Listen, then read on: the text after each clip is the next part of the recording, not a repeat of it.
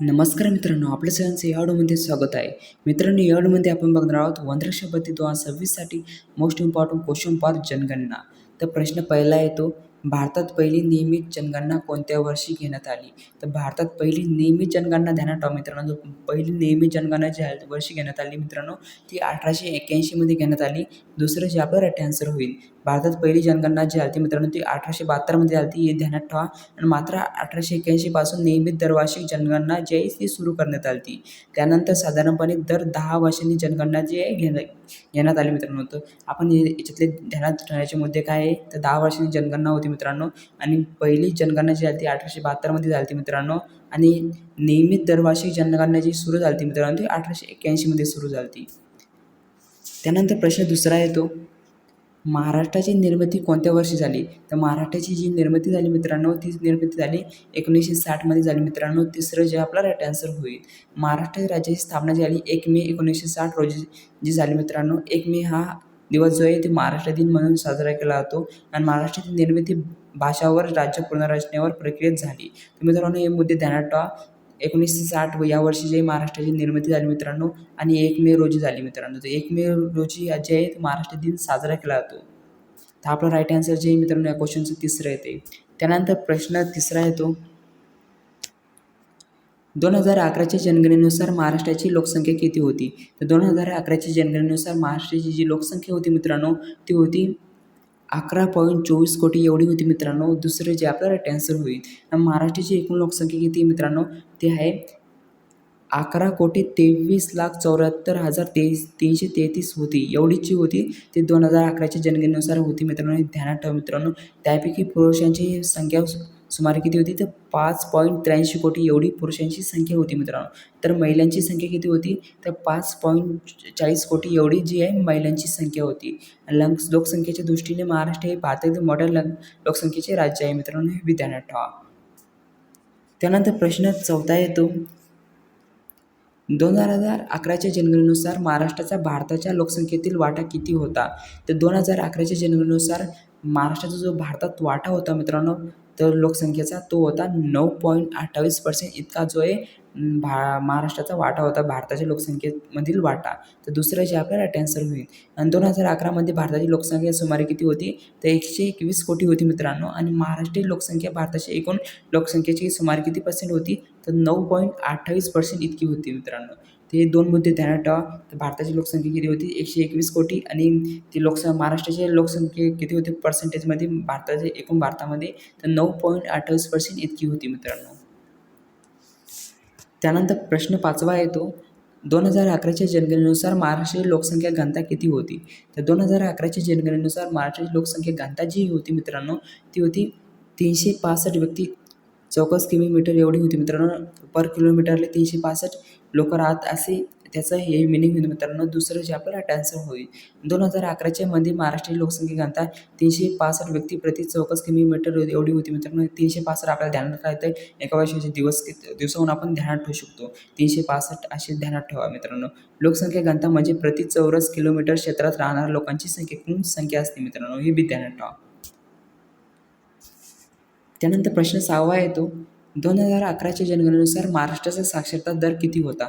तर 2011च्या जनगणनेनुसार महाराष्ट्राचा साक्षरता दर जो होता मित्रांनो, तो होता 82.34% इतका होतो मित्रांनो. तिसरं जे आपल्याला राईट आन्सर होईल. 2011मध्ये महाराष्ट्राचा एकूण साक्षरता दर किती होता मित्रांनो, तर 82.34% होता. पुरुष साक्षरता दर जो होता मित्रांनो, ते 88.38% इतका होता मित्रांनो. महिला साक्षरता दर जो होता मित्रांनो, तो होता 75.87% इतका होता. तर आपला राईट आन्सर जे मित्रांनो 82.34 आहे, हे ध्यानात ठेवा. त्यानंतर प्रश्न 7वा येतो, 2011च्या जनगणनेनुसार महाराष्ट्रातील सर्वाधिक लोकसंख्या असलेला जिल्हा कोणता?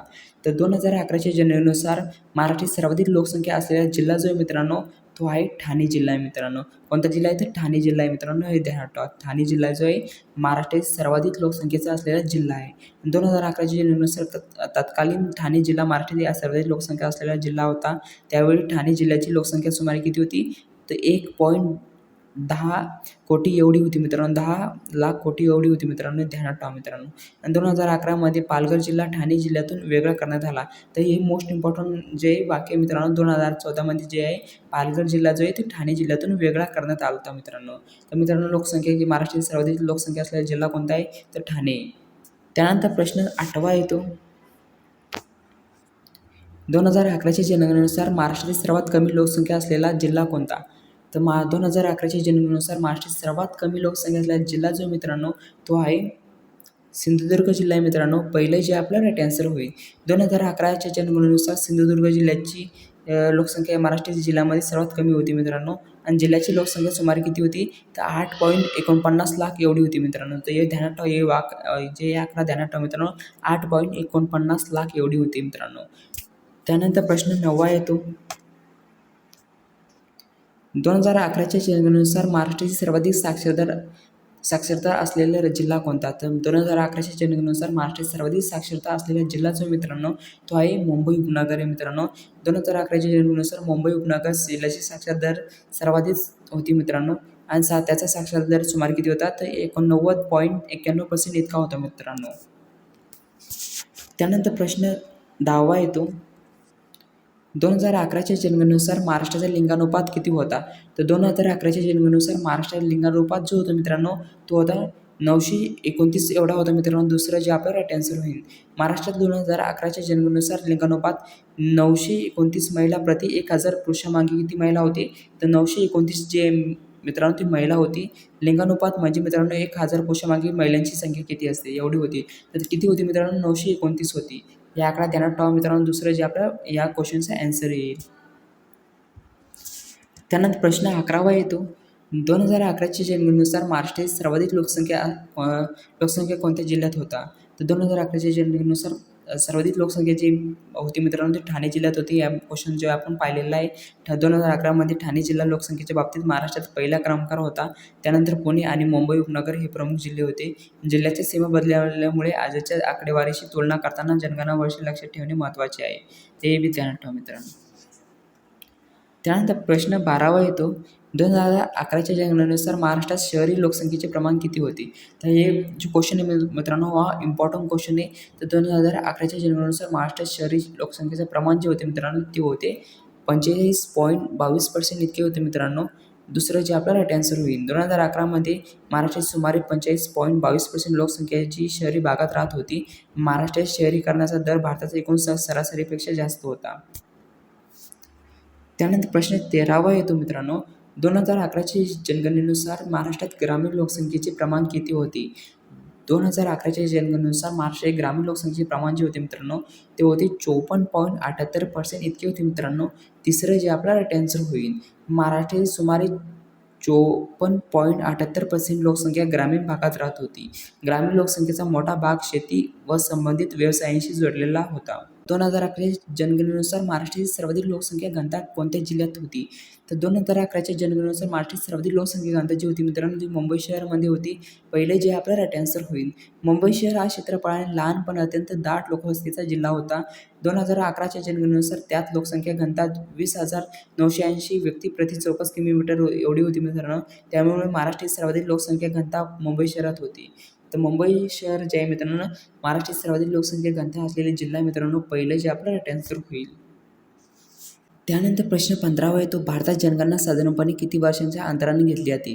तर भारतात जनगणना जी साधारणपणे दर 10 वर्षांनी घेतली जाते. तिसरं जे आपलं राईट आन्सर होईल. भारतात जनगणना साधारणपणे दर 10 वर्षांनी घेतली जाते. आणि 2011ची ही भारतातील 15वी जनगणना होती. आणि स्वातंत्र्यानंतरची कितवी जनगणना होती तर 7वी जनगणना होती मित्रांनो. जनगणनेत लोकसंख्या, साक्षरता, लिंगानुपात, शहरीकरण इत्यादी महत्त्वाची माहिती मिळते. तर मित्रांनो असा प्रश्न येऊ शकतो आपल्याला स्वातंत्र्यानंतरची 2011ची जनगणना कितवी येते तर 7वी मित्रांनो हे ध्यानात ठेवा मित्रांनो. तर मित्रांनो याचा स्क्रीनशॉट घेऊ शकता आपण रिव्हिजनसाठी. एवढ्या याचा स्क्रीनशॉट घेऊन टाका तुम्ही.